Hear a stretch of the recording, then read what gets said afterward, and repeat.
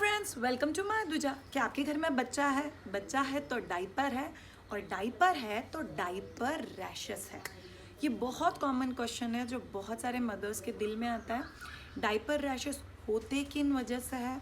Diaper rashes को हम लोग जान कैसे सकते हैं कि बाबा ये डाइपर रैश हो चुका है? थर्ड थिंग, क्या डाइपर रैशेस अवॉइड करने के लिए हम लोग कुछ कर सकते हैं? And fourth and a very important thing, क्या डाइपर रैशेस के लिए कोई होम रेमेडीज़ अवेलेबल है? ये पर्टिकुलर वीडियो आपको इन सारी चीज़ों के बारे में डिटेल जानकारी देगा। अभी के लिए कुछ बहुत बेसिक चीज़ें समझ लीजिए। माय द्विजा के ऊपर हम लोग वीडियो करते हैं baby care, breast feeding, pregnancy, post delivery care, ये सब चीज़ों को लेके। अगर आपको ये वीडियो अच्छा लगे तो चैनल को सब्सक्राइब ज़रूर करना, लाइक और कमेंट करना मत भूलना। मैं Shreya Shah, I am a child birth educator, lactation expert, और पिछले कई दिनों से ये पर्टिकुलर चीज़ मेरे दिमाग में घूम रहा है। बहुत सारे मदर्स कहते हैं मेरा बच्चा रो रहा है, मेरा बच्चा रो रहा है, फीवर नहीं है, सर्दी नहीं है, बुखार नहीं है, बट फिर भी बच्चा रो रहा है। और आप ऐसे समय में जब भी डॉक्टर के पास जाते हो, डॉक्टर एक बहुत अलग चीज़ चेक करता है, पैंट्स निकालता है, डायपर निकालता है और चेक करते हैं क्या बच्चे का बम एरिया, मतलब पॉटी का एरिया या सुसु का एरिया रेड हो चुका है। तो मैंने एक बार मेरे डॉक्टर से पूछा था कि ये तो हमारे दिमाग में भी नहीं आया, हम लोग तो नॉर्मल पेट चेक करते हैं, सर्दी चेक करते हैं, बुखार चेक करते हैं। और तभी मेरे डॉक्टर ने बोला कि इनफैक्ट 99% बच्चों को पहले 3 से 4 महीने में एटलीस्ट एक बार तो डाइपर रैश होता ही है। क्या हम लोग डाइपर बिल्कुल भी यूज़ ना करें? It's not practical. Diaper use हमारे लाइफ का बहुत इंटीग्रेटेड पार्ट है। हम लोग बाहर जाते हैं, डॉक्टर के पास जाते हैं, घूमने जाते हैं, diapers become an important part. मैं आप लोगों को आज के वीडियो में ये भी बताऊंगी कि हम लोगों ने कौन से डाइपर मेरी डॉटर के लिए यूज़ किए थे और कैसे हम लोगों ने कुछ स्मार्ट आइडियाज़ यूज़ करके बच्चे को डाइपर रैश होना अवॉइड कर दिया था। अब जानते हैं डाइपर रैश एग्जैक्टली होते क्यों है। First very important reason is to tight diaper. अगर आप बच्चे की जो एक्चुअल साइज़ है, यूजुअली हर डाइपर के पैक के ऊपर साइज़ लिखा हुआ होता है which is in KGs, 6 to 8 kgs, 5 to 9 kgs। तो आपको आपके बच्चे के वज़न के हिसाब से बच्चे के लिए डाइपर ख़रीदना है। अगर डाइपर बहुत ज़्यादा टाइट है तो वो बच्चे को रैशेस दे सकता है। दूसरा चीज़, इलोंगेटेड स्पैन ऑफ डाइपर, मतलब आपने डाइपर ज़्यादा समय के लिए रखा जहाँ पे सूसू या पॉटी बच्चे की स्किन के कांटेक्ट में ज़्यादा देर के लिए रहा, तो which is a strict no, आपको अवॉइड करना है। Third thing, any kind of an diarrhoea और लूज मोशन। अगर आपके बच्चे को सीवियर पॉटी हो रहा है, इनफैक्ट पहले 15-20 दिन में तो हम लोग बोलते हैं बच्चे की पॉटी थोड़ा सा एसिडिक भी होता है। सोचो आपकी स्किन पे अगर एसिड लग जाए तो आपकी स्किन का क्या हो जाएगा। बच्चा तो पॉटी एसिडिक होता है, और अगर बच्चे को डायरिया या लूज मोशंस हो रहा है तो वो बार बार एसिड लगने की वजह से भी बच्चे को रैशेस हो सकते हैं। Next thing, scented soap, scented diapers, scented wet wipes, इन चीज़ों की वजह से भी बच्चे को रैशेस हो सकते हैं। तो आपको ध्यान में रखना है कि आप जो भी बच्चों के लिए यूज़ करो वो सेंट फ्री, मतलब उसमें कोई भी एडेड अरोमा नहीं होना चाहिए, जो भी हो बेबी फ्रेंडली होना चाहिए। लास्ट रीज़न जिसकी वजह से डाइपर रैश होने की पॉसिबिलिटी होती है वो मतलब too much of rubbing.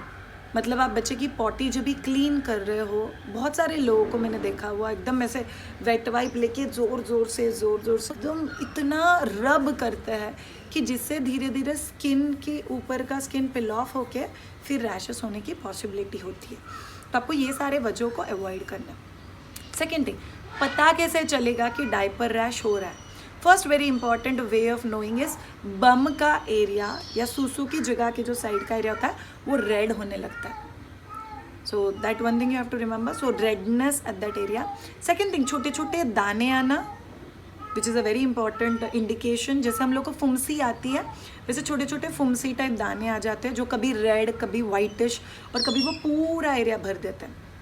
Third way, red colour patches, ऐसे ब्लड टाइप के ऐसे छोटे छोटे पैचेस तैयार हो जाते हैं उस पूरे एरिया में, जिससे बच्चे को काफ़ी ज़्यादा जलन, बर्निंग सेंसेशन, इरिटेशन हो सकता है।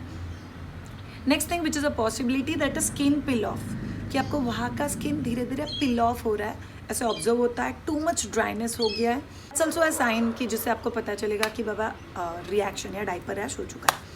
कौन से समय में हम लोग को डॉक्टर के पास कंपलसरी जाना है और होम रेमेडीज़ यूज़ नहीं करना है? जब भी आप लोग को रियलाइज़ हो कि डाइपर रैश जहाँ पे हो गया है वहाँ से बच्चे को खून या कोई पानी जैसा कुछ सिक्रीट हो रहा है वुंड में से, वो जो जख्म टाइप या फुंसी टाइप हो गया उसमें से पानी लीक हो रहा है या थोड़ा बहुत खून आ रहा है। सेकेंड थिंग, पस जैसा आपको वो जो फोड़ हो गया मतलब पिंपल्स के जैसा फुंसी हो गया, वो आप लोग को ऑब्जर्व हो रहा है कि वहाँ पे थोड़ा सा पस टाइप अक्यूमुलेट हो रहा है। And next thing, home remedies करने के बाद भी अगर 2 से 3 दिन में बच्चे को ठीक नहीं लग रहा है तो फिर आप लोगों को कंपलसरी आपके डॉक्टर के पास जाके बात करना है। प्रिवेंटिव मेजर्स कि आप लोगों को ऐसी क्या चीज़ें करनी चाहिए जिससे बच्चे को डाइपर रैश हो ही ना। First very important thing, diaper 24 hour. ये वीडियो में यहाँ पे लिंक कर रही हूँ। अगर आप ऐसे पेरेंट हो जिसके दिल में है कि मुझे 24 घंटे डाइपर यूज़ करना है तो आप लोग प्लीज़ वो वीडियो एक बार देख लेना। उसमें हम लोगों ने बहुत सारे ऑप्शंस, बहुत सारे तरीके आपको बताया जिससे आपका 24 आवर डाइपरिंग काफ़ी कंफर्टेबल हो जाएगा। Depends on the area where you stay. अगर आप बहुत ह्यूमिड एरिया में रहते हो तो ऑब्वियसली पसीना बहुत आता है। अगर आप बहुत ठंड वाली एरिया में रहते हो तो सूसू से बच्चे को ठंड बहुत लग सकता है। अगर आप बहुत गर्मी वाले एरिया में रहते हो तो टू मच टाइट डाइपर से बच्चे को इंटरनल एरिया में पसीना आके रैशेस हो सकते हैं। तो मैं जो भी चीज़ें अभी के आगे आपको बताने वाली हूँ वो थोड़े बहुत कस्टमाइज आप लोगों को करने पड़ेंगे डिपेंडिंग ऑन आप कौन से एरिया में रहते हो। सो अब जानते हैं वो चीज़ें जिससे आप डाइपर रैश को कम्प्लीटली अवॉइड कर सकते हो। फर्स्ट थिंग, बच्चे को कंफर्टेबल एंड राइट साइज़ के डाइपर्स पहनाना।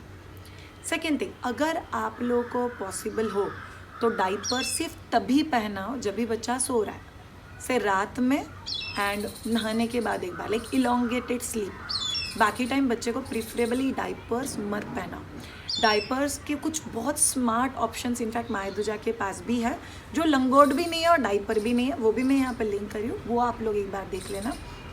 तो that's always a better idea कि आप बच्चे को जब भी सोता है कि बाबा नींद डिस्टर्ब ना हो जाए इसलिए डाइपर पहना दो और बाकी समय आप लोग दूसरे ऑप्शन यूज़ करो। थर्ड थिंग, अगर आप लोगों को पॉसिबल हो तो switch to cloth diapers. Cloth diapers को लेके आप लोग को एक चीज़ ध्यान में रखनी है कि क्लॉथ डाइपर का क्लीनिंग इज़ वेरी इंपॉर्टेंट। मैंने मेरे बच्चों के लिए इनफैक्ट फर्स्ट डॉटर के वक्त मुझे पहला 2 महीना क्लॉथ डाइपर के बारे में पता नहीं था, so I am not used it, but after that मैंने मेरी डॉटर के लिए क्लॉथ डाइपर ही यूज़ किया। सिर्फ क्लॉथ डाइपर को बहुत अच्छे से क्लीन करना होता है, अच्छे से सूखा हुआ होना चाहिए, then it can be use, तो वो रैशेस भी नहीं देता। So good quality diaper. Mayaduja has got its own cloth diaper which are made up of bamboo material, charcoal, natural fibers. आप लोग वो भी यूज़ कर सकते हो. So cloth diaper using is a good option. Fourth thing, आप लोगों को कंपलसरी याद रखना है कि बच्चे को दिन में डाइपर रैश डाइपर की वजह से ही होता है क्या? नहीं. प्रॉब्ली ये रिवॉल्यूशनरी लाइन है आप सब लोगों के लिए. देर आर इनफ पेरेंट्स जो कंप्लेन करेंगे कि हम तो डाइपर पहनाते भी नहीं हैं, सिर्फ लंगोटी पहनाता है, फिर भी बच्चे को डाइपर रैश या तो फिर बम की जगह पे रैश हो गया. तो क्या वजह हो सकती है? मैंने ऑलरेडी बता दिया. पॉटी क्लीन करते वक्त ज़ोर से रब करना, या तो फिर बच्चे का पॉटी होने के बाद काफ़ी समय तक क्लीन नहीं कर पाना, और the next thing the way I have told you already, बच्चे का पॉटी ही बेसिकली एसिडिक होता है, so that can create rash. बच्चे को पूरे दिन में एटलीस्ट 3 बार 10 से 15 मिनट के लिए बिना डाइपर, बिना लंगोट, बिना कुछ भी नीचे पहने हुए रखना इज़ वेरी इंपॉर्टेंट. अगर आप बहुत ठंड की जगह पे रह रहे हो तो साइड में हीटर या ह्यूमिडिफायर चालू रखो, and then you have to ensure कि आप लोग ये चीज़ बच्चे के साथ कर रहे हो. बच्चे को अगर आप लोग को पूरा नंगू नहीं रखना है तो आप कोई लूज़ पायजामा टाइप या लूज़ पैंट्स कुछ बच्चे को पहना दो, बट बच्चे को प्रिफरेबली एयर ओपन रखना बहुत ज़्यादा ज़रूरी है. दिन में 3 बार एटलीस्ट 15-15 मिनट के लिए. एक स्लॉट तो हम लोग बोलते हैं कि सन बाथ. आप बच्चे को तभी धूप देते हो जो कंपलसरी है आपको 1 साल तक, तभी बच्चे का प्राइवेट एरिया और प्रिफरेबली पूरा बॉडी खुला रखना इज़ सजेस्टेड. अगर आपके आसपास सन बाथ देने का कोई स्कोप ही नहीं है तो फिर घर के अंदर दिन में 3 बार 10 से 15 मिनट के लिए प्राइवेट एरिया खुला रखो. वो आपके बच्चे को डाइपर रैश होने ही नहीं देगा. Next remedy that you have to use, बच्चे का डाइपर हर 3 से 4 घंटे बाद चेंज होना चाहिए, इररिस्पेक्टिव ऑफ उसमें कितना सुसु हुआ है, वो भरा है कि नहीं भरा है, पॉटी किया है कि नहीं किया है. बच्चा तो सोया ही था श्रेया, तो उसने सुसु ही नहीं किया है, तो क्यों चेंज करना है? फिर भी you have to change it. Third thing, never reuse the diaper.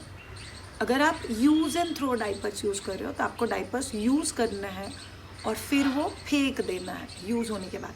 नहीं बहुत भरा हुआ नहीं लग रहा है तो आप लोग उसको रख के वापस बच्चे को नहीं पहना सकते। फोर्थ थिंग, अगर आप लोगों को पॉसिबल हो, स्टार्ट यूजिंग बायोडिग्रेडेबल डाइपर्स, जो बहुत सारे सिटीज़ में, कंट्रीज़ में बहुत ईजीली मिल जाता है। So you can shift to biodegradable diapers, जो नेचर फ्रेंडली भी होता है और जो बच्चे को रैशेस भी नहीं होने देता है। So that's a very smart idea. Next thing which is again prevention, आप जब भी बच्चे को डाइपर पहनाने वाले हो तभी आपके बच्चे का जो पॉटी का एरिया होता है, सुसु का एरिया होता है, प्रिफरेबली वहाँ पे कोकोनट ऑयल अप्लाई करो। Should we apply diaper cream, diaper rash cream, it's up to you, but personally I have always believed in home remedies. तो मुझे कोकोनट ऑयल से बहुत अच्छा रिजल्ट मिला था, तो I just use to apply coconut oil. Coconut oil लगा दो, एक 5 मिनट के लिए वो एरिया ओपन रखो और फिर बच्चे को डाइपर पहना दो। इसका एडवांटेज क्या होता है, बच्चे का एसिडिक पॉटी या सुसु स्किन के कांटेक्ट में नहीं आता है, बिकॉज कोकोनट ऑयल लगाने के बाद आपने 5 मिनट खुला रखा है, it forms a very good layer, थोड़ा सा थिक लेयर अच्छे से अप्लाई करना, तो उसकी वजह से रैशेस होने के चांसेस बहुत हद तक कम हो जाते हैं। नेक्स्ट प्रिवेंशन, वेट वाइप्स बहुत ज़्यादा यूज़ मत करो। वेट वाइप्स आप लोग जो भी खरीदोगे उसके ऊपर इंस्ट्रक्शन पढ़ो, they should be pH friendly and baby friendly and scent free. तो आपको कुछ भी यूज़ नहीं करना है जिसमें परफ्यूम्स या एडेड फ्रेगरेंसेस होता है। तो आप लोग वेट वाइप्स तभी यूज़ करो जब भी आपके पास और कोई ऑप्शन नहीं है घर पे वो एरिया क्लीन करने के लिए। और वेट वाइप जब भी यूज़ करोगे ऐसे ऐसे ऐसे ऐसे अच्छे से रब करके क्लीन मत करना है, you just clean it gently in that area. Same wait wipe fold कर करके वापस घिसना नहीं है।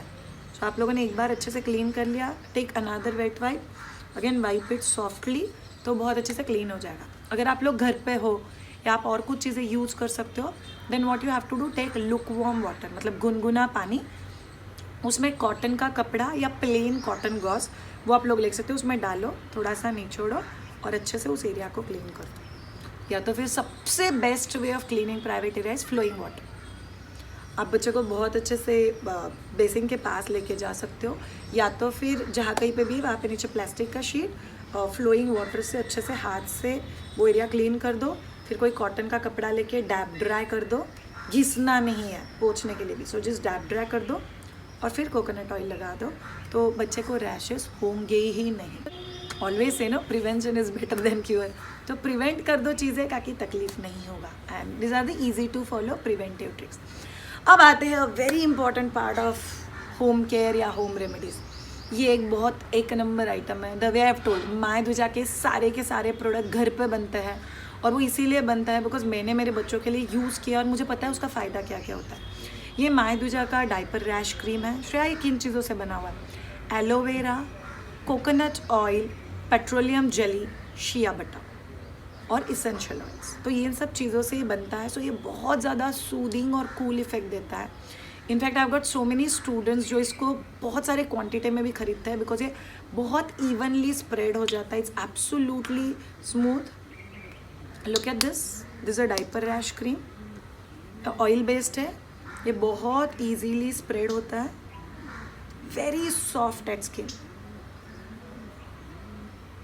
शायद रैश होने के बाद ही यूज़ करना है क्या, no, you can use it on a daily basis, जब भी आप बच्चे को डाइपर पहनाएं। It's very soothing natural fragrance, उसमें कोई भी एडेड फ्रेगरेंस नहीं है। तो ये पर्टिकुलर डाइपर रैश क्रीम अगर आप लोग को चाहिए तो contact us on www.myduja.com, so will be able to update you about this. So ये एक diaper rash cream, look at this, absolutely soft. So this is a very nice cream that you can use. Second very good remedy is coconut oil. मैंने आप लोगों को already बता दिया। अगर rashes हो चुके हैं तो आप लोग उस एरिया को खुला रखो, अच्छे से फ्लोइंग वाटर से धो दो, लुक वार्म वाटर से, फिर उसको डैप ड्राई करो, कोकोनट ऑयल लगाओ, 5-10 मिनट खुला रखो और फिर डाइपर करो। Second very good remedy is olive oil, secret, इसमें ऑलिव ऑयल भी है। सो ऑलिव ऑयल आप लोग बच्चों के अफेक्टेड एरिया में, मतलब बच्चे ने पॉटी या सुसु कर दिया, डाइपर भर गया, आपने डाइपर चेंज किया, क्लीन कर लिया, डैप ड्राई कर दिया, ऑलिव ऑयल लगा दो, 5-10 मिनट खुला रखो and then make your child wear next diaper. Next very good remedy is corn starch या कॉर्न फ्लावर। इनफैक्ट रिसेंटली मेरी एक स्टूडेंट है जिसको ट्विंस है, उसके एक बच्चे को बहुत ज़्यादा रैशेस हो गए थे। उसने मुझे मैसेज करके बोला श्रेया मेरा बच्चा ट्रेमेंडसली रो रहा है, मैनेज नहीं हो रहा है। Just told her that flowing water से क्लीन करो, डैप ड्राई करो, कॉर्न स्टार्च या कॉर्नफ्लावर पिंच में लो और थोड़ा सा अफेक्टेड एरिया पे स्प्रिंकल करो। डायपर मत पहना, वो एरिया जितना पॉसिबल हो खुला रखो और पूरे दिन में 2 बार कॉर्न स्टार्च या कॉर्नफ्लावर का पाउडर अगर आप लोग स्प्रिंकल कर सकोगे, you shall be sorted. I think next day morning itself मुझे मैसेज आया, Shreya it works like magic, it's an amazing remedy जो बहुत अच्छे से काम करता है घर। 4 is aloe vera. Fresh aloe vera gel या एलोवेरा बेस्ड अगर कोई क्रीम आपके पास है तो आप लोग को वो यूज़ करना है। Again clean, dab dry, aloe vera gel लगा दो, 5-10 मिनट के लिए खुला रखो and then make your child wear next dry. Next very good remedy is oats powder. Oats powder भी आप लोग को माय द्विजा के प्रोडक्ट लिस्ट में मिल जाएगा। ओट्स का जो पाउडर होता है, आप कोई भी अच्छे ब्रांड के ओट्स ले लो, उसका पाउडर बना दो। 1 मग गर्म पानी, गुनगुना पानी, उसमें 2 चम्मच ओट्स का पाउडर और उसमें बच्चे को बिठा दो कुछ देर के लिए। याद रखो पानी बहुत गर्म नहीं होना चाहिए, बिकॉज अगर रैशेस है तो बहुत गर्म पानी से भी जलन हो सकती है। सो गुनगुने पानी में बच्चे को थोड़ी देर के लिए बिठा दो। Oats have got healing power, तो उस एरिया को हील होने में हेल्प करता है।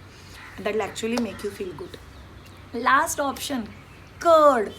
दही एक बड़ा ऑसम आइटम है जो हमारे घर पे होता है। याद रखो ताज़ा दही, फ्रिज में रखा हुआ दही नहीं होना चाहिए, नॉर्मल टेम्परेचर का होना चाहिए। और बच्चे का वो एरिया क्लीन कर दो, दही सॉफ्टली उस एरिया में लगा दो, एक 5 से 10 मिनट के लिए रख दो and then you are done. दही में अपने आप में बहुत सारे प्रोबायोटिक प्रॉपर्टीज़ होता है। इनफैक्ट जितने भी मैंने आपको होम रेमेडीज़ बताया, coconut oil to aloe vera to olive oil, ये सब चीज़ों में एंटी इन्फ्लेमेटरी, एंटी फंगल, ये सारे प्रॉपर्टीज़ होता है। तो इनकी वजह से उनका हीलिंग पावर बहुत ज़्यादा हाई होता है। तो ये सारे होम रेमेडीज़ अगर आप लोग यूज़ करोगे तो आपका बच्चा बहुत जल्दी हील हो जाएगा और बच्चे के बम फ्री हो जाएंगे from any kind of a pain and any kind of a discomfort. तो ये सब रेमेडीज़ याद रखो और प्लीज़ अपने घर पे अपने बच्चे के लिए यूज़ करो। डाइपर्स यूज़ करना ज़रूरी है, तो डाइपर्स के साथ बच्चे को रैशेस ना हो इसका ख्याल रखना भी उतना ही ज़रूरी है। Thank you so much all of you ये पर्टिकुलर वीडियो देखने के लिए। अगर आपको अच्छा लगा हो तो सब्सक्राइब ज़रूर करना, अपने दोस्तों के साथ शेयर करना और कमेंट करके हम लोग को पक्का बताना आपको ये वीडियो कैसा लगा। Have a great time and bye.